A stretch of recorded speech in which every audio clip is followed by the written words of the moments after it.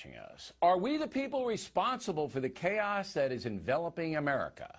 That is the subject of this evening's Talking Points memo. The folks are indeed responsible for the government they get. Germans could have thrown Hitler out. They did not. Russians fought hard for Stalin. The Chinese surrendered to Mao. The Cubans allowed Fidel Castro to take away their liberty. The folks are responsible. And now Americans are faced with a citizen challenge, not at the levels of totalitarianism, but a very serious economic situation.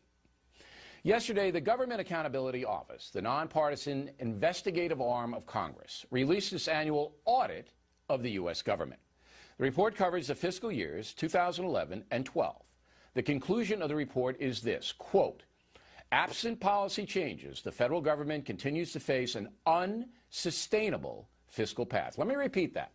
Absent policy changes, the federal government continues to face an unsustainable fiscal path. If the feds do not stop the wild spending and do not reform Medicare and Social Security, the U.S. dollar will collapse. That means that all of our savings, all of our investments, our homes, and everything else will blow up before our eyes. Now, chances are you will not hear about the GAO's report today, except on this program. The liberal media will not tell you what is going on. The reason? President Obama does not want to cut federal spending or reform entitlements. That is crystal clear. And the media loves President Obama. So the folks be damned. This is like telling people standing on a beach, hey, a tsunami's coming, and if you don't move, you're going to be killed. But the beach folks say, I like it here. I'm not moving. And then eventually the wave sweeps them away. That's exactly what's happening now. We're living in a country that's polarized. We're also living in a country that is becoming addicted to machines, the internet. We discussed that last night. Many American citizens, perhaps most, are now too lazy to pay attention to their country.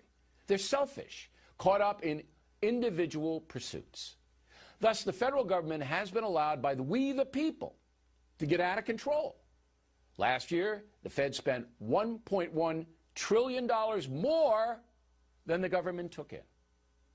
That is grossly irresponsible.